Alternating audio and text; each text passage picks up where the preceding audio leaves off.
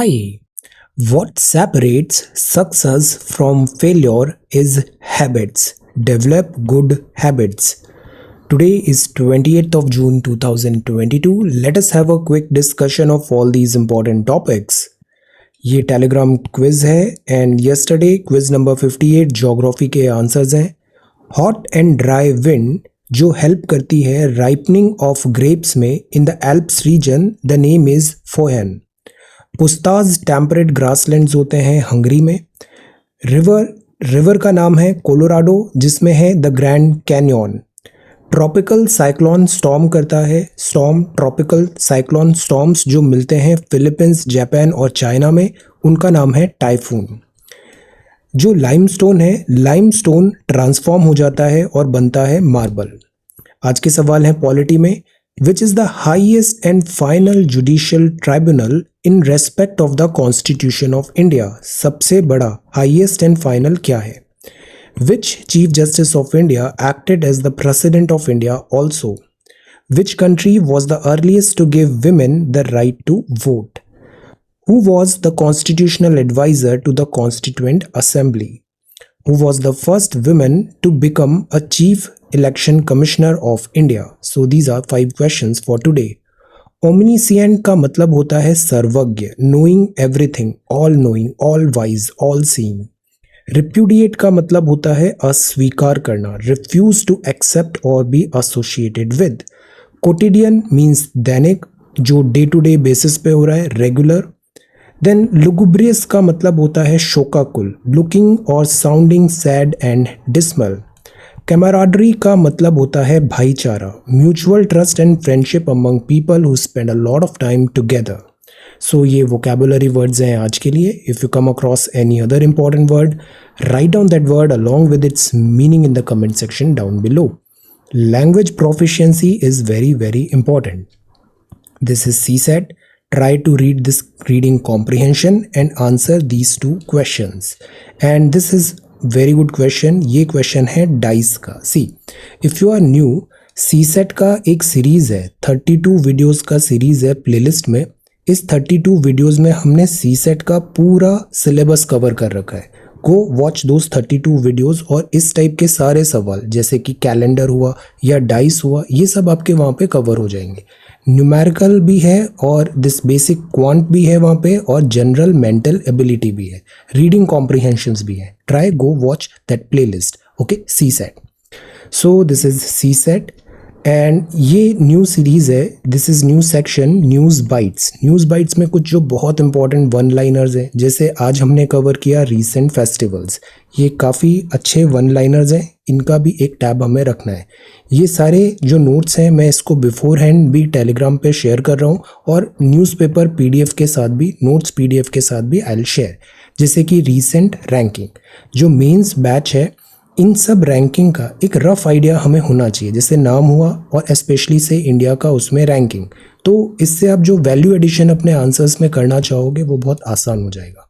Recent appointments, this is again very good list, जिसमें नए chairman से नीति आयोग के कौन है, CEO कौन है, ये एक नया लिस्ट है latest. Okay, so this is news bytes. Now this is 28th of June 2022.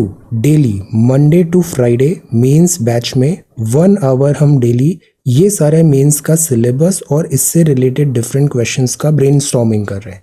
जैसे कल हमने इन 2 सवालों पर मैंने आपको फ्लड्स के बारे में भी बताया और न्यूट्रिशन और फूड सिक्योरिटी का भी. इसमें बहुत अच्छा ब्रेनस्टॉर्मिंग सेशन भी हुआ हमारा. मेंस एग्जामिनेशन की तैयारी ऐसे ही की जाती है. It is not about individual, it is always about collective. So now the time is to write down जो कल हमने ब्रेनस्टॉर्म किया था उसका एक बहुत अच्छा यहाँ पे सवाल तैयार करने की कोशिश करिए. So these are the 2 questions for today. Okay, now this is the Hindu newspaper Delhi edition. कल के वीडियो के कमेंट्स की बात करें तो कीर्ति ने कितने अच्छे से टाइम स्टैम्प के साथ ये सारी बातें यहाँ पे बता दी जो in between the question videos पूछे गए थे, in between the video questions थे, including the CSAT. Excellent Roshni, I am so happy. आप इसी तरीके से बहुत अच्छे से पढ़ाई करते जाओ. सारे एग्जाम्स में ना जो बेसिक्स हैं वो कॉमन होते हैं. आप किसी भी पीएससी की तैयारी कर रहे हैं या फिर यूपीएससी की कर रहे हैं या किसी भी एग्ज़ाम की तैयारी कर रहे हैं, डिसिप्लिन हुआ, कोर सब्जेक्ट हुआ, सिंसियरिटी हुआ, एटीट्यूड आपका हुआ, ऑप्टिमिज्म रहना चाहिए, ये कॉमन चीज़ होता है, कॉमन चीज़ होता है। अगर you are good in this, आप हर एवरी सिंगल एग्जामिनेशन क्वालिफाई कर जाओगे। ओके, तो always work on your basics. I am so happy, very good Roshni. This is Daman, very good Daman, सारे आंसर्स बहुत अटेंटिवली यहाँ पे दिए हैं दमन ने, एक्सीलेंट। आंसर राइटिंग भी रिज्यूम करो अपने एग्जाम के बाद। Then this is Sameer, this is really good. Ajay ने भी सारे आंसर्स करेक्टली यहाँ पे मेंशन किए। See, this is really really nice, short concise notes हो गए ये। दमन, देन सीमा ने भी बहुत अच्छे से सारे आंसर्स यहाँ कवर किए हैं, excellent. Ram Naresh is so consistent, C set भी एक्सीलेंट। अल्फाज, आप यूपीएससी 2023 कोर्स ज्वाइन कर सकते हो। अभी तक हमारे केवल कंबाइंड बैचेस ही हुए और 1-to-1 सेशंस हैं। इस पूरे वीक में आई विल ट्राई कि 1-to-1 सेशन एटलीस्ट सबके साथ एक बार हो जाए। और नेक्स्ट मंडे से हम स्टार्ट करेंगे, 4th of July से we will start economics. So there is time, you can join this batch. Then Ashirwad, very good. Vocab words, Daman, Riya, excellent. Then this is Daman and students की copies give me some time, उसके compilation and all करना होगा, give me some time, I will do that. Then Raman, Daman, Roshni, Ajay, very good. Sakshi, Sameer, Aarti, Anuj, Saumya, very good. This is mnemonics, MBA। Then this is AKG, Ming, Gautam and Sapna, very good, well done. कुछ comments आपने website में भी दिए हैं, so this is our website srajanindia.1। Alright, ये 2 courses हैं, ये mains का कोर्स है, ये प्रीलिम्स का कोर्स है, दोनों सेपरेट कोर्स है। फॉर टाइम बिंग हम दोनों को क्लब करके एक साथ एक क्लासेस ले रहे हैं, Monday to Friday. Next couple of days में ये दोनों बैच सेपरेट हो जाएंगे। एंड आपने जिस बैच में ज्वाइन किया है वो भी मैं ब्लॉक कर दूंगा, सो दैट फिर कंफ्यूजन नहीं होगा, you are from which batch and that. Okay, so mains and prelims, these are 2 batches. दोनों का इंडिविजुअल फी है 1111 एंड इसका प्रीलिम्स का भी 1111। Okay, so this is the fee and these are the 2 courses. Fee आप इस QR स्कैन कोड को पे करके फी पे कर सकते हैं। यहाँ डिफिकल्टी आए तो कॉन्ट्रीब्यूशंस बटन यूज करिए and send that fee payment screenshot to 1@srajanindia.1 to this email ID. That's all. I will be sharing a Google form with you. Little bit patience, 1-to-1 sessions हम सबके साथ अभी बहुत जल्दी complete करेंगे और group classes तो everyday basis पे कंटिन्यू है, Monday to Friday. Join those classes at 9 PM। Okay, so this is 27th June. जैसे यहाँ पे भी कमेंट्स आप डाल सकते हैं जो इन बिटवीन द वीडियो हमने क्वेश्चंस पूछे हैं। Okay, so this is 26th and 27th June. Okay, जैसे यहाँ पे सी मेहुल ने hand written, this is a very good thing. आप हाथ से लिख के सेंड कर रहे हो, this is a good thing, very good. And Gaurav, excellent, very good. और जो आंसर्स है वो हम +2 साइकिल फॉलो कर रहे हैं। जैसे ये जो सवाल था, सवाल जिस दिन है उसके नेक्स्ट टू नेक्स्ट डे तक का आपके पास टाइम है। Try to write answer before that, so that हमारा साइकिल में आपका आंसर डिस्कशन भी मैं कंप्लीट कर लूँ। ओके, जैसे कि अफसाना ने थोड़ा लेट सबमिट किया है, बहुत अच्छा आंसर लिखा है यहाँ पे, दिस इज गुड। सी, जो फीडबैक होता है वो हमेशा सटल होता है, हमें बहुत ज़्यादा चेंजेस नहीं लाने। हमें बस ये करना है कि आप सबसे पहले तो आंसर लिखो। आप अगर आंसर लिख रहे हो, आप ऑटोमेटिकली 99.99% स्टूडेंट से बेटर हो। सारे स्टूडेंट्स केवल सोचते रह जाते हैं और बहुत कम स्टूडेंट्स होते हैं जो एक्चुअली में वो लिखते हैं, एक्चुअली में काम करते हैं, एक्चुअली में पढ़ते हैं।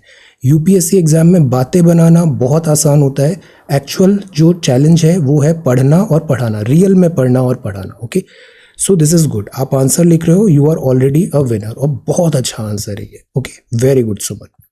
So now let us come back to the Hindu newspaper. This is Tuesday, June 28, 2022. कुछ प्रीलिम्स स्टूडेंट्स बोल रहे थे मेंस क्लासेस बहुत फास्ट चल रही है। येस, बिकॉज 16 सितंबर तक सारा कोर्स कंप्लीट करना है, तो मेंस हम थोड़ा बहुत स्पीड से करेंगे। बट डू नॉट वरी, इसमें भी जो ब्रेनस्टॉर्मिंग सेशन है ना, लर्न, बिकॉज ये जो मेंस बैच है ना, इसमें बहुत सारे क्वालिफाइड स्टूडेंट्स हैं, अभी मेंस एग्जामिनेशन लिख रहे हैं, सम इन सर्विस भी है, तो काफ़ी अच्छा यहाँ आपको लर्निंग एक्सपीरियंस मिलेगा। सो देर इज़ नो हार्म कि आपको इतने अच्छे स्टूडेंट्स के साथ पढ़ने का।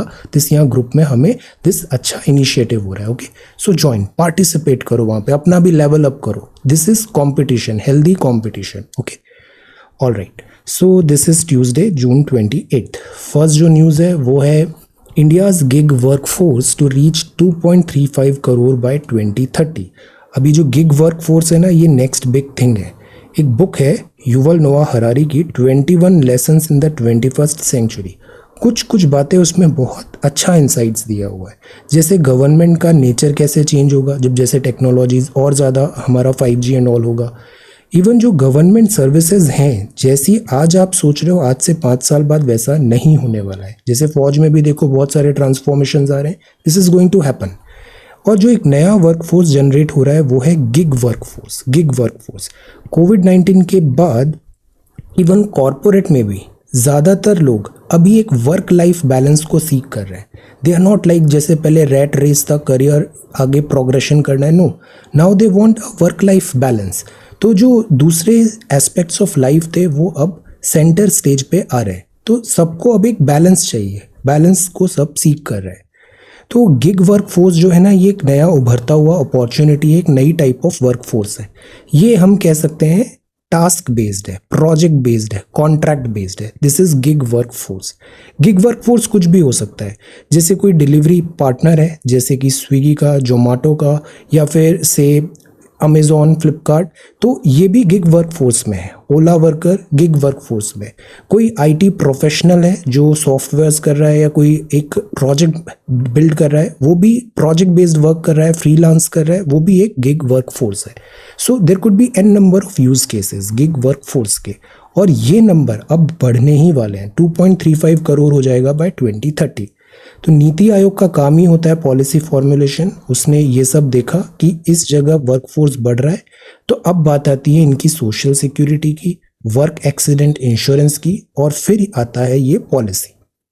तो centre policy think tank NITI Aayog ने रिकमेंड किया सोशल सिक्योरिटी हो, पेड लीव हो, occupational diseases and accident insurance हो, सपोर्ट हो during irregularity of work and pension plans country की गिग वर्क फोर्स का, जो कि इतना बड़ा नंबर होने वाला है 2029-30 तक। ये जो सारे कीवर्ड्स हैं ये इंपॉर्टेंट है, these all keywords are important. Okay, तो मैंने नोट्स में लगा दिया है। When you are watching the video, just watch the video. Notes and all का डू नॉट वरी, मैं बहुत फ्रीली सारी PDF शेयर करता हूँ, Telegram channel and all. Just get that PDF और उसको आप रिवाइज कर लो, दैट्स ऑल। ओके, तो ये सारा यहाँ पर कीवर्ड्स आ गए हमारे। अब India requires a framework that balances the flexibility offered by platforms while also ensuring social security of workforce। जैसे वर्क फ्रॉम होम मिल गया, सोशल एंड दिस सिक्योरिटी भी मिल जाए तो और अच्छा होगा, फ्लेक्सिबिलिटी प्लस सोशल सिक्योरिटी। तो जो अभी जो टाइम है, प्लेटफॉर्म्स डिफरेंट आ गए हैं और वो वर्कर्स वहाँ पे वर्क कर रहे हैं गिग इकोनॉमी में, तो यहाँ पे लेबर लॉ रेगुलेशन भी होना चाहिए। और ये जो प्लेटफॉर्म है वो जो गवर्नमेंट ने रूल्स एंड लॉज लगाए हैं उसके विद इन इनके ऊपर एक रेगुलेशन भी ज़रूरी है। ट्रेडिशनल जो डायकोटमी है फॉर्मल इनफॉर्मल लेबर का, ये भी ओवर द टाइम ब्लर होने वाला है। देन इंडिपेंडेंट कॉन्ट्रैक्टर्स हैं, they can not pass access many aspects of work place protection and entitlement. जैसे इनको कई बार लीव्स नहीं मिलती, प्रॉपर फैसिलिटीज़ नहीं मिलती, चैलेंजेस हैं। तो यहाँ भी एक systematic rules and laws HR policy होना ज़रूरी है। तो रिपोर्ट ने यहाँ कोशिश भी किया गिग वर्कर्स को क्लासिफाई करने का। एक होते हैं प्लेटफॉर्म, दूसरे नॉन प्लेटफॉर्म। प्लेटफॉर्म वर्कर्स वो होंगे जो किसी सॉफ्टवेयर एप्लीकेशन या फिर किसी एक पर्टिकुलर प्लेटफॉर्म पे वर्क कर रहे हैं, तो वो उस प्लेटफॉर्म वर्कर हो गए। नॉन प्लेटफॉर्म होंगे जो इंडिपेंडेंटली वर्क कर रहे हैं, जैसे कि प्लेटफॉर्म में सॉफ्टवेयर एप्लीकेशन बेस्ड हो गए, डिजिटल प्लेटफॉर्म पे है ना, किसी पर्टिकुलर प्लेटफॉर्म से एसोसिएटेड है। नॉन गिग वर्कर्स होंगे casual veg workers, own account workers, conventional sectors etcetera में, जो पार्ट टाइम भी कर सकते हैं, फुल टाइम भी कर सकते हैं। तो there are 2 types of workers, gig workers. 2029-30 में gig workers 6.7% non agricultural workforce था, 4.1% of total livelihood workforce in India, and this is just the start. 2029-30 तक ये नंबर इतना हो जाएगा और ये और नंबर बढ़ना ही है। So the idea is policy formulation पहले से रेडी होना चाहिए, और ये think tank NITI Aayog word लेके आया है प्लेटफॉर्म इंडिया इनिशिएटिव, जैसे स्टार्टअप इंडिया इनिशिएटिव था। ओके, तो this is gig work force. अब जैसे ये गिग वर्क फोर्स हुआ ना, ये सवाल आपका मेंस में डायरेक्टली पूछा जा सकता है, GS3 इकोनॉमी, वर्कफोर्स एट्सेट्रा, कि गिग वर्कफोर्स से रिलेटेड क्या चैलेंजेस हैं, उसमें क्या इनिशिएटिव्स होने चाहिए, रेगुलेशंस कैसे होने चाहिए, लाइक दैट। जिसने भी newspaper through out the year अच्छे से ये देखा है, मार्क माई वर्ड्स, आपको जो मेंस एग्जामिनेशन है उसमें आइडियाज़ का कोई कमी नहीं होगा। You will be having different new unique ideas. एक चीज़ हमें बस ध्यान रखना है कि हमारे को लिखना आना चाहिए उन सब आइडियाज़ को। That is Y answer writing practice is a must. Prime minister साहब अभी G7 नेशंस ने इनवाइट किया था, तो वहाँ प्राइम मिनिस्टर साहब ने रिप्रेजेंट किया इंडिया को और कहा इन्वेस्ट करें क्लीन एनर्जी में। कल ही हमने पढ़ा था G7 कौन सी कंट्रीज़ हैं और इसमें इंडिया का क्या स्टेक होना चाहिए। रशिया एंड G8 के बारे में भी बात किया। एज एन इन्विटेशन पे, on invitation, Indian prime minister ने यहाँ पे विज़िट किया। तो बात है कि जो क्लाइमेट चेंज है, जो फॉसिल फ्यूल्स है, उसका ऑल्टरनेट चाहिए। Clean energy is the need of the hour. So this is the front page of the Hindu. Demolition drive on Yamuna flood plain. अब कल हमने इसके बारे में बहुत अच्छे से बात किया था मेंस क्लास में कि फ्लड प्लेन क्या होता है। जैसे ये जो है ना, ये लेवी है, मेड टाइप है, और पानी का ये चैनल है जिसके अंदर रिवर को बहना है। अगर बहुत सारा पानी आ जाएगा तो वो बाहर निकल के आने लग जाएगा और इसी को फ्लड बोलते हैं। बाहर निकल के आएगा तो दो रीज़न है, ज़्यादा पानी आने के दो रीज़न है। एक तो बहुत बारिश हो गई तो ज़्यादा पानी आ गया, दूसरा ये जो एम्बैंकमेंट्स हैं ये टूट गए तो पानी ऐसे करके फ्लड प्लेन, देन दिस जो ह्यूमन सेटलमेंट है वहाँ पे एंटर कर जाएगा। तो ये है दिस वाटर का चैनल, ये है लेवी और ये है फ्लड प्लेन। यहाँ पे यूजुअली सेडिमेंट्स होती है। एक वर्ड होता है खादर और एक होता है वर्ड भांगर। ये दोनों क्या होते हैं बताइए, खादर एंड भांगर। ओके, तो ये फ्लड प्लेन हो गया। तो यहाँ पे बात है एनक्रोचमेंट का। कल हमने बहुत सारे एग्जांपल्स देखे थे ना। एनक्रोचमेंट्स के कारण क्या होता है कि एक तो स्पंज सिटी नहीं रह पाती, वो स्पंज सिटी। दूसरा, जो वाटर बॉडी होती है वो एक्ट एज अ बफर होती है, बफर की तरह काम करती है, फ्लड कंट्रोल करती है, तो वो शील्ड आपका छिन जाता है। So that is Y floods ज़्यादा कॉमन हो गए। This is again very good map, this picture. इसमें लिखा है सोर्स, जैसे रिवर का ये है, जैसे कोई भी हिमालयन रिवर ले लो, यहाँ से सोर्स है। फिर कुछ ही रिवर होती है जो स्टार्टिंग एज में मिएंडर करती है, जैसे झेलम मिएंडर करती है, यूजुअली नहीं करती है। फिर ये लेवी बनने लग गया, डिपोजिशन, सिल्ट वगैरह आ रहा है। फिर एक ये होती है ऑक्सबो लेक, मतलब पहले से वाटर मिएंडर करके रिवर जा रहा था, बीच में कट हो गया, अब ये पार्ट अलग हो गया। सो this is called oxbow lake. ये चैनल है। देन दो रिवर का ऐसे अगर यहाँ पे संगम है तो that is called Confluence. Prayagraj में कौन सी तीन रिवर्स मिलती है? Okay, Prayagraj, Allahabad. Okay, Confluence. Tribute का मतलब क्या होता है? चढ़ावा देना, ट्रिब्यूट देना। तो ये मेन रिवर है, इसमें ये रिवर अपना पानी लाके डाल रही है तो ये होगी ट्राइब्यूटरी। फिर ये मेन रिवर जब सी के पास जाती है तो बहुत सारी रिवर्स ऐसी पतली पतली स्ट्रीम्स में ये डिस्ट्रीब्यूट हो जाता है, पानी को डिस्ट्रीब्यूट करना है, तो वो कहलाती है डिस्ट्रीब्यूटरीज। और यहीं पर आपको एस्चुरीज भी मिलेगी, डेल्टा, माउथ ऑफ रिवर कहलाएगा, और जैसे सुंदरबन डेल्टा। ओके, सो ये है कंप्लीट रिवर सिस्टम। एक टर्म हमने देखा था ecotone. What is the meaning of ecotone और ये कहाँ पे मिल सकता है ecotone? Okay, so this is river systems. Then जो नेक्स्ट है, identify repair buildings that are collapse prone. कल हमने डिजास्टर भी बहुत अच्छे से देखा, फ्लड्स का मैंने एक बहुत अच्छा वीडियो भी दिखाया था आपको गूगल मीट सेशंस में। तो आइडेंटिफाई, जो फायर की भी बात की थी हमने, जो डिजास्टर प्रोन एरिया है वहाँ पर आइडेंटिफिकेशन, एक कीवर्ड देखा था ना, हैजार्ड मैपिंग करना बहुत ज़रूरी है। आइडेंटिफाई करो कि कौन सा रिस्की एरिया है, रिस्क आइडेंटिफिकेशन, और फिर उसको रिपेयर करो। तो this is very important. Then जो नेक्स्ट है, musical boost for Tibetan carpets in Arunachal. तो ये तिब्बतन कारपेट्स अरुणाचल में भी बन रहे हैं। Weaving centre has help, overhaul किया गया है, वर्क इन प्रोग्रेस है दिस यहाँ अरुणाचल में। तो this is good. Employment opportunities बढ़ाना है, इकोनॉमिक कंडीशन बेटर करना है, this is the primary focus. Then this is next page. यहाँ first is political editorial, second is about Wimbledon. जितने भी ग्रैंड स्लैम्स होते हैं, जैसे ऑस्ट्रेलियन ओपन से स्टार्ट किया, इस बार के ऑस्ट्रेलियन ओपन में मेंस चैंपियन कौन है और विमेंस चैंपियन कौन है बताइए। फिर देन इसके बाद ऑस्ट्रेलियन ओपन के बाद क्या आता है? French open. फ्रेंच ओपन का मैन चैंपियन कौन है और विमेंस चैंपियन कौन है, टेल। अब इसके बाद विंबलडन आता है जो अभी होने वाला है, ओके। और फिर इसके बाद ऑस्ट्रेलियन ओपन आएगा, ऑस्ट्रेलियन। तो नहीं, this is USA open, US open. तो Australian, France, Wimbledon and US open, ऐसे ये 4 विंबलडन्स हैं, ओके। तो यहाँ फ्रांस तक हो गया है, अभी विंबलडन होगा, देन लेटर यूएस ओपन होगा। अब जो विंबलडन है ये सबसे पुराना है, ये डिफरेंट कोर्ट्स में होते हैं।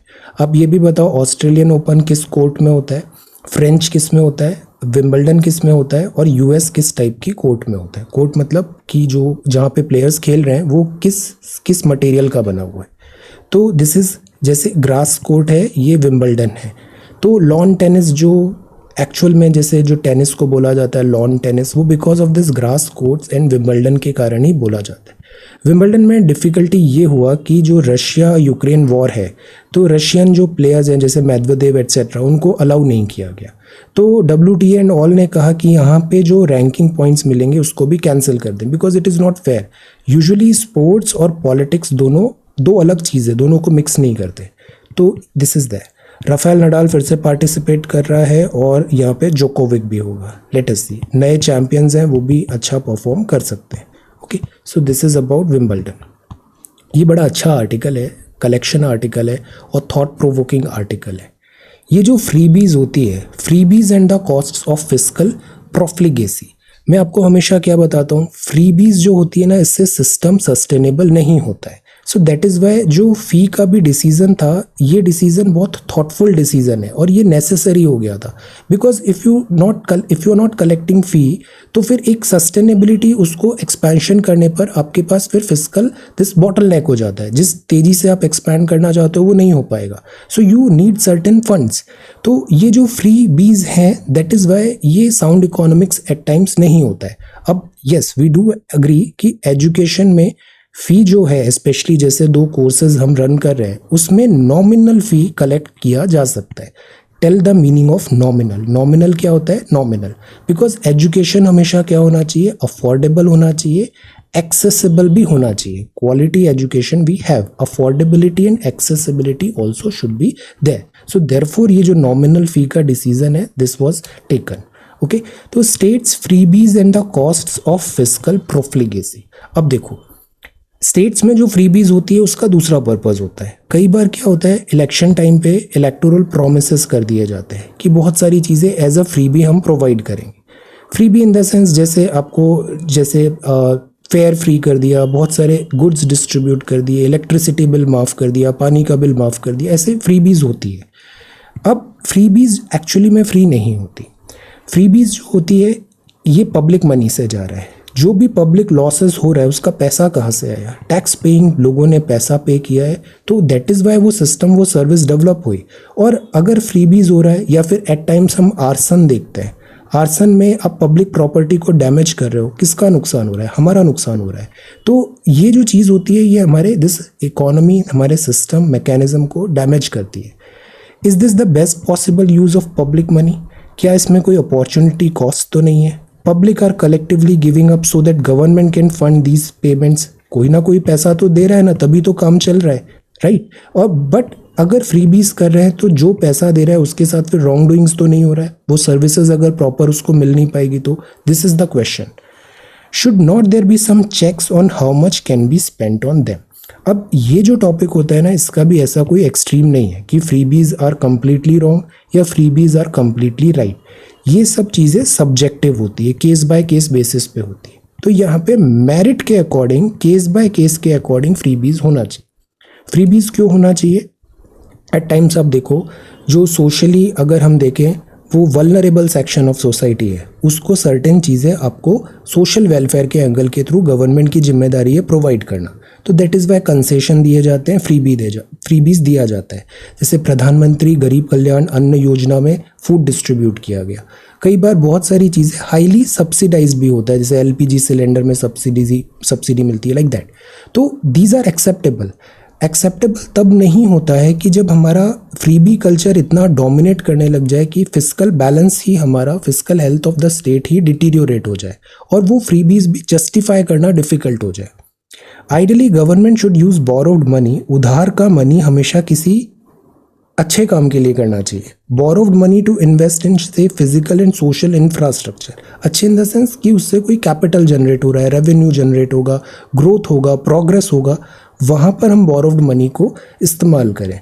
बजाय बोरोव्ड मनी को से हम welfare policies, too much of welfare policies या फिर डेट रिडन पॉलिसीज़ की तरफ हम मूव करें। Higher revenues in the future so that the debt pay for itself. अगर government spend the loan money on populist giveaways they generate no additional revenue, in fact और losses होने लग जाते हैं, तो ये बर्डन तो कभी फुलफिल होगा ही नहीं और ये इम्प्लोड होगा, फिजिकल हेल्थ प्रॉब्लम होगी और फिर श्रीलंकन क्राइसिस आ जाएगा। तो एक ऐसा आर्ग्यूमेंट भी था, some states might go down the Sri Lankan way. Sri Lanka में यही हुआ, पॉपुलिस्ट मेजर्स थे, पैसा बहुत सारा ले लिया, उसको चुकाना भी तो पड़ेगा। सो इसके कारण श्रीलंका को डिफिकल्टी आई। अब state finances are in good if needed robust health and that all of them are this fiscal responsibility budget management. तो ये एक FRBM एक्ट आया था, इसमें यह था कि जो खर्चा है वो जुडिशियसली करो, जुडिशियस यूज ऑफ मनी करो, ओवर स्पेंड थ्रिफ्ट नहीं बनना है। FRBM fiscal responsibility budget management, कि जितना आपका जैसे बजट है उसका कितना परसेंट आपका से डेफिसिट में जा रहा है, कितना उधार का परसेंट हो रहा है। तो जो डेफिसिट है जो उधार हो रहा है परसेंटेज ऑफ GDP के कंपैरिजन में, उसको कम करना बहुत ज़रूरी है। अभी जो अपना इकोनॉमिक्स का कोर्स जो मंडे से हम स्टार्ट करेंगे, इसमें ये सारी चीज़ें मैं बहुत बेसिक से पढ़ाऊँगा। जो मैंने आपको बताया था ना 17 थीम्स है, इन 17 थीम्स में I will go very easy, because अब 2023 मतलब काफ़ी टाइम रहेगा, तो I will go very easy और ये सारी चीज़ें बहुत अच्छे से हम वहाँ पे कवर कर लेंगे। ओके, तो इससे एक मिसलीडिंग फीचर भी, ये पिक्चर भी आता है FRBM का जो है, क्या वो हम फॉलो नहीं कर रहे हैं। अब बात आती है कि इसको चेक कैसे किया जाए। कई बार जो कैग है वो ऑब्जेक्शन उठाता है, बिकॉज कैग क्या है, controller auditor general of India, who is the present CAG. CAG के आर्टिकल्स कौन से हैं, कंट्रोलर एंड ऑडिटर जनरल, और इसका कौन सी कमिटी फ्रेंड होती है, टेल। ये 3 सवाल हैं कैग के। तो जो कैग है, कैग की रिपोर्ट होती है, वो जांच करती है कि खर्चा हुआ, ऑडिटिंग करती है, करेक्ट वे में हुआ या नहीं हुआ, प्रूडेंट था या नहीं था। तो कैग एक गार्डियन होता है अपने पब्लिक पर्स का, कैग। अब क्या हुआ, एक्स्ट्रा बोरोविंग जो स्टेट्स हैं वो बड़े स्मार्ट हैं, जो एक्स्ट्रा उनको उधार लेना भी पड़ता है तो वो डायरेक्ट खुद नहीं लेते, वो गवर्नमेंट कोई बॉडीज़ हैं, PSUs हैं, उसके थ्रू लेते हैं। तो वो स्टेट के बजट शीट में नहीं आता और कैग फिर उसको इंस्पेक्ट नहीं कर पाता। तो टेक्निकली तो उन्होंने उधार लिया है, बट वो कैग की स्क्रूटिनी से बच जाते हैं। तो this also one smart tactic जो ये अपनाते हैं, इसको लूप होल को भी प्लग करना ज़रूरी है। अब सर्टेन अमाउंट जो होता है वो ट्रांसफ़र पेमेंट में दिखा दिया जाता है। Population is not only desirable but even necessary. So we are not saying this कि freebies are bad, freebies are important, essential. Society के हर सेक्शन, वल्नरेबल सेक्शन स्पेशली के लिए freebies are required. Freebies problem तब होती है जब already आपकी फाइनेंशियल हेल्थ ख़राब है और फ्रीबीज आप एक पॉपुलिस्ट मेजर के थ्रू ले रहे हो, वो साउंड इकोनॉमिक्स नहीं होती है। देन चाइनीज सेइंग है, give a man a fish and you feed him for a day, teach a man to fish and you feed him for a lifetime. ये जो सेकेंड चीज़ होती है ना, this is the real deal. That is why हम daily जब पढ़ते हैं तो what I always try you to do, कि आप सीखो, खुद से सीखो, इतना डिपेंडेंट मत बनो। आपको डिसिप्लिन मिल गया, आपको रूटीन मिल गया, आपको डायरेक्शन मिल गया, अब खुद से भी तो एफर्ट डालने पड़ेंगे ना। Fish you feed him for a life time, because ये जो एग्ज़ाम निकालता है ना स्टूडेंट, पढ़े पढ़ाया वाला स्टूडेंट का एग्ज़ाम जनरली नहीं निकलता है। उस स्टूडेंट का एग्ज़ाम निकलता है जिसने खुद से भी बहुत एफर्ट्स डाले होते हैं और उसने खुद से सीखा होता है, स्पून फीडिंग नहीं। So that is why you also have to put some efforts. Okay, so because we need to learn how to study, खुद ऑटो मोड हमें सीखना है। तो ये चाइनीज़ सेइंग है। अब बात आती है चेक कैसे करें। तो एक तो इंस्टीट्यूशनल चेक हो। इंस्टीट्यूशनल चेक के लिए सबसे इम्पॉर्टेंट क्या होता है, अपोजिशन हमेशा एक नज़र रखती है कि जो गवर्नमेंट इन पावर है वो कुछ रॉन्ग डूइंग तो नहीं कर रही है, उनसे सवाल पूछती है, उनकी अकाउंटेबिलिटी सेट करती है। So that is why executives are responsible to Lok Sabha India में।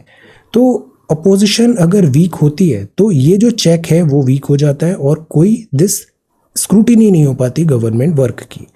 दूसरा बॉडी होता है कैग का ऑडिट। कैग का ऑडिट ट्रांसपेरेंट एंड अकाउंटेबल होना चाहिए, बट इसमें भी फाइल पे फाइल ब्यूरोक्रेसी है, तो paper work and red tapism, तो इसका रिजल्ट नहीं आ पाता। थर्ड होता है मार्केट चेक। मार्केट बहुत ब्रूटल और बहुत ऑनेस्ट होता है एट टाइम्स। पिछले कुछ टाइम से डिकपल हो गया था because of some external factors like US का इजी मनी, बट यूजुअली जो मार्केट है, सेंसेक्स है, वो इकोनॉमिक हेल्थ को बताता है।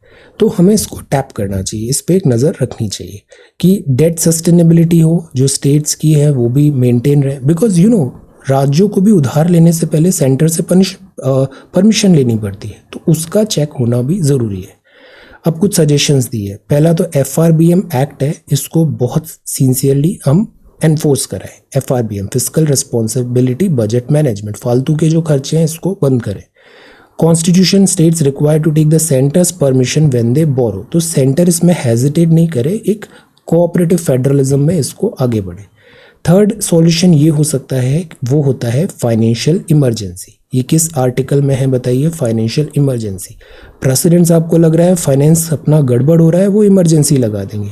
इमरजेंसी, फाइनेंशियल इमरजेंसी, ये एक ब्रह्मास्त्र है। इसमें बहुत कॉस्ट कटिंग होती है, खर्चे कम किए जाते हैं, इवन जो तनख्वाह होती है वो भी कम हो जाती है। सो दिस इज दैट, तो दैट इज़ वाई ये कभी अभी लगी नहीं है फाइनेंशियल इमरजेंसी। अब आप बताओ फाइनेंशियल इमरजेंसी किस आर्टिकल में है? ओके, तो ये जो चीज़ें हैं प्राइमरली गवर्नमेंट को करना चाहिए। फ्रीबीज जो है, फ्रीबीज पॉपुलिस्ट मेजर, क्या ये हमारी फिजिकल हेल्थ को डिटीरियोरेट तो नहीं कर रहा है? ये एक बैलेंस बनना बहुत ज़रूरी है। ओके, सो ये डी सुब्बा राव साहब ने लिखा है, फॉर्मर आरजीएस चीफ भी रहे ये, सीधा दिस रिकॉर्ड फाइनेंस सेक्रेटरी हैं गवर्नमेंट ऑफ इंडिया, गवर्नर रहे रिजर्व बैंक ऑफ इंडिया। बड़ा अच्छा आर्टिकल है दिस इज। अब इसराइल के साथ क्या प्रॉब्लम है? इसराइल में कोई क्लियर कट मेजोरिटी है नहीं, सब आपस में चुनाव पे चुनाव हो रहे हैं, यहाँ पे वोलेटाइल सिचुएशन है, तो this is that. From higher to higher education, education क्या होता है? एक डिग्री का पीस होता है। एजुकेशन क्या कुछ नंबर होते हैं? या एजुकेशन एक होलिस्टिक डेवलपमेंट होता है to be like a good human being, एक good civilised human being, education, और स्पेशली हायर एजुकेशन। तो यहाँ बेसिकली थोड़ा सटायर भी है और कुछ टेक्स भी लिया है कि एजुकेशन सिस्टम में क्या प्रॉब्लम है। हम सीखने के लिए नहीं पढ़ रहे हैं, हम एग्ज़ाम निकालने के लिए पढ़ रहे हैं, और फिर इससे जो एजुकेशन है वो एट टाइम्स बैक सीट लेता है। प्लस एजुकेशन में क्या हो गया है, बहुत ज़्यादा कॉमर्शियलाइजेशन हो गया है, टू मच ऑफ कमर्शियलाइजेशन। अब education is one thing, if you are selling a product that is another thing, you are selling a product that is another thing, but education में you are dealing with the life of a youngster, life of a people, life of a student। जो teacher deliver कर रहा है वो directly impact कर रहा है life of a student, तो मतलब यहाँ पर लाइफ स्टेक पे है। सो दैट इज़ वाई जो एजुकेशन होता है इसमें स्टूडेंट और टीचर का जो रिलेशन होता है, this is very fiduciary relationship, okay. और इस एरिया में एथिकल होना बहुत ज़रूरी है, बिकॉज स्टूडेंट्स होते हैं वो किससे सीखते हैं? Students learn so many things from there teachers, their elders, their parents. शुरू में तो कुछ नहीं आता ना, वो देख के ही सीखते हैं सारी चीज़ें। So that is why there has to be certain conduct in education system teaching and all में। स्कूल्स में भी देखो हमारे कुछ फेवरेट टीचर्स होते थे, उनसे हमने कितना सीखा कि किस तरीके से कंडक्ट करना है। We learn so many things from our teachers. So that is why जो टीचिंग प्रोफेशन है इसमें एक certain degree of this ethics required है। No substitute for teachers. See science and technology advancement होगा, खूब सारा डेटा आ जाएगा, आपके पास सारी स्टैंडर्ड बुक्स है, स्टैंडर्ड वीडियोस है, स्टैंडर्ड सारा कंटेंट है। हर कोचिंग इंस्टीट्यूट का मटेरियल आज की डेट में PDF etcetera free of cost मिल ही जाता है, videos etcetera.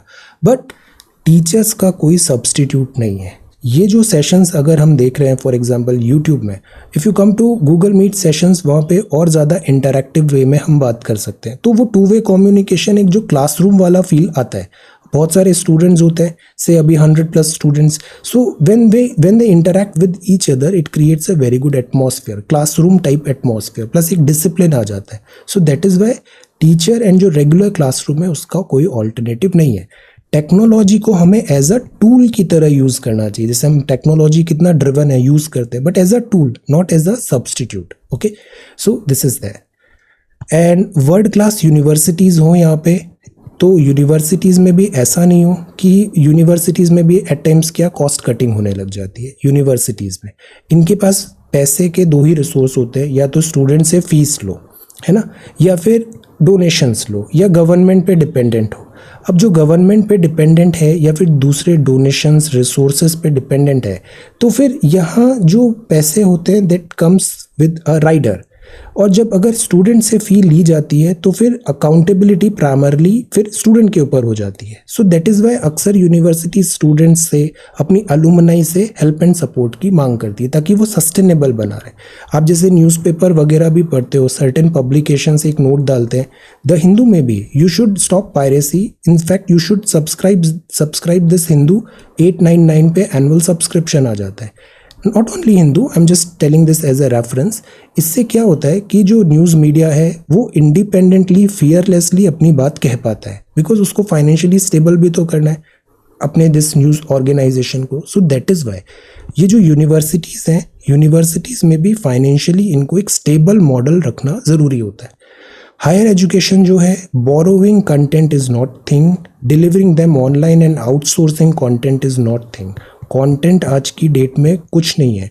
The way that content आपको बताया जा रहा है और किस डायरेक्शन में बताया जा रहा है, ये ज़्यादा इंपॉर्टेंट होता है।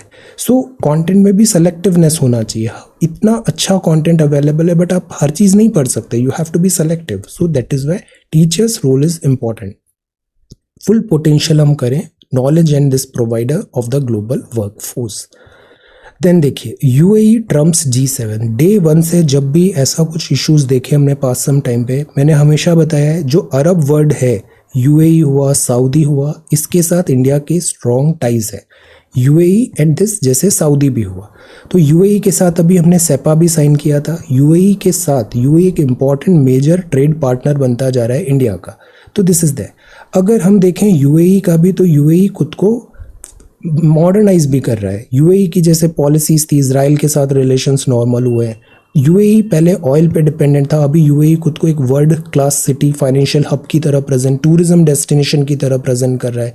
ओके, सो कंट्रीज भी चेंज होती है। सो दिस इज दैट। तो यूएई जो है, अभी जैसे प्राइम मिनिस्टर साहब अभी G7 मीटिंग अटेंड किया जर्मनी में, इसके बाद अबू धाबी में भी एक मीटिंग है और वहाँ पे यूएई के प्रेसिडेंट शेख मोहम्मद बिन जायद अल नाहयान के साथ जून 28 में एक मीटिंग होगा।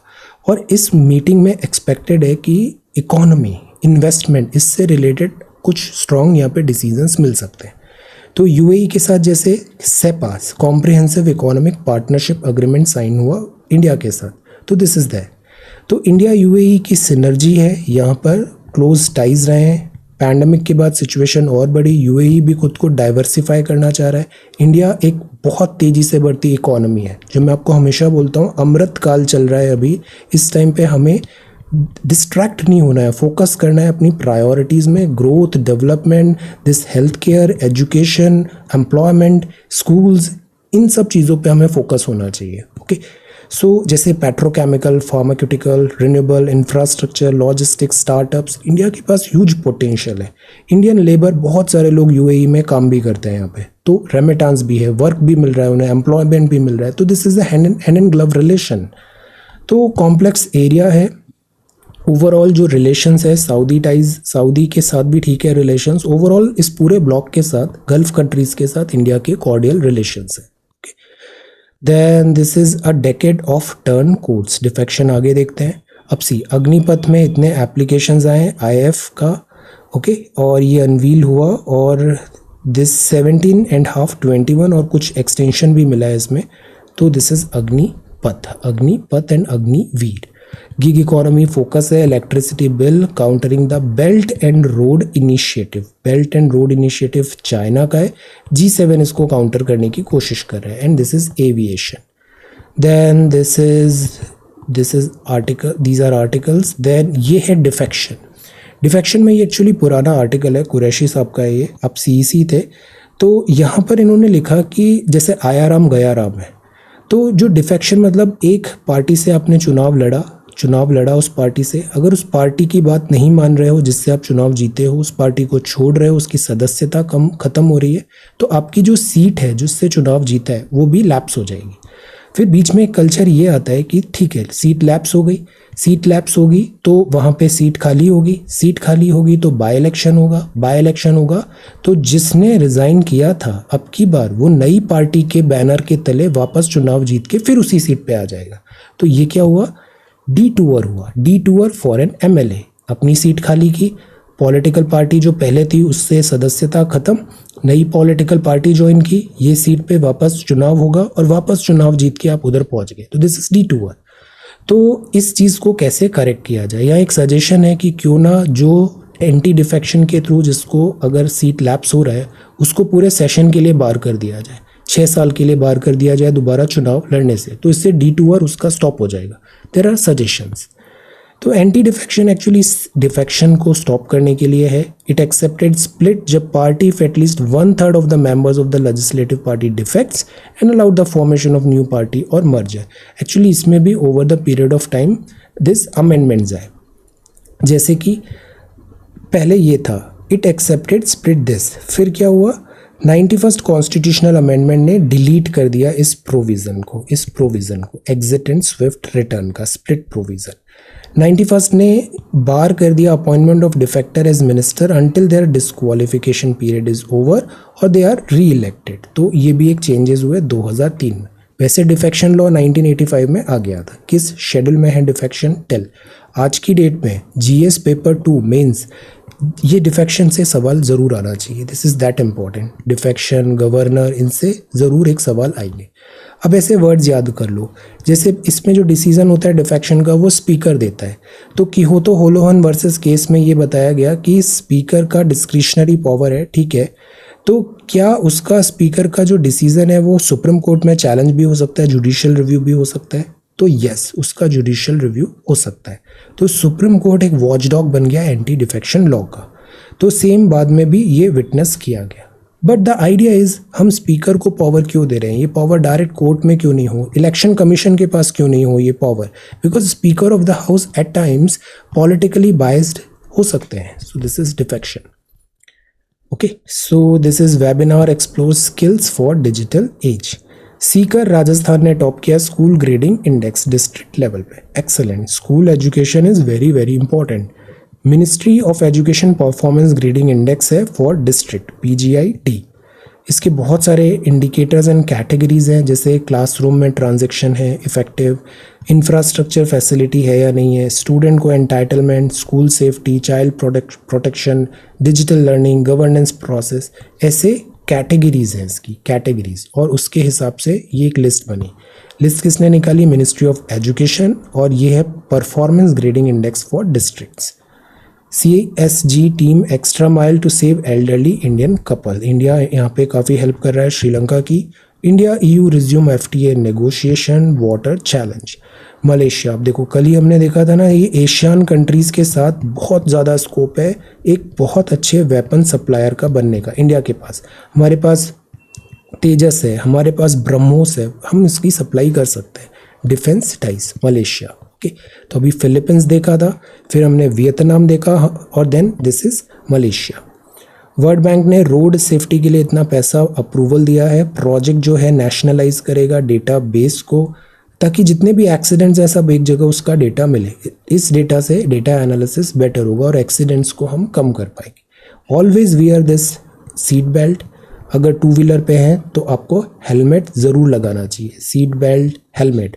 व्हीकल में भी सीट बेल्ट हुआ या फिर आपके एयर बैग्स हुए, इससे कॉम्प्रोमाइज़ नहीं करना चाहिए। Safety is paramount. Okay, then centre में रेज स्मॉल सेविंग रेट्स। तो अभी रेट्स बढ़ रही है FDs का भी और दिस सेविंग रेट्स का भी, जैसे सुकन्या समृद्धि हो गया या फिर और जो सेविंग्स की स्मॉल सेविंग स्कीम्स है उसमें अभी रेट्स बढ़ेंगी। Okay, then rupee test fresh low on outflow of foreign funds. Rupee deteriorate हो रहा है। This is rating for trucks भी ज़रूरी है। This is asked. रशिया का external debt, this is e-commerce norm, labour codes. This persistent inflation है, inflation. G7 बोल रहे हैं कीव को हेल्प करेंगे, नेटो इतनी फोर्स भेजेगा। Okay, and this is the newspaper. Alright, so this is the Hindu newspaper. State symbols continue करते हैं। मिजोरम का क्या है? Red vanda. This is red vanda. Then look at this bird, ये बर्ड है, इसका नाम है this Nongin, this is bar tailed pheasant, Nongin bar tailed pheasant, ये मिजोरम की है, मिजोरम का स्टेट ट्री है आयरन वुड, और इसको देखो, इसको बोलते हैं सैरो, ये मिजोरम का स्टेट एनिमल है। ये जो सैरो है ये IUCN में किस कैटेगरी में है, टेल सैरो, okay, so this is Mizoram. So this is today's newspaper, answer writing करना है इसमें, और ये क्विज और CSET के आंसर्स भी देने हैं। So thank you so much for watching this video, take care, study well and be safe.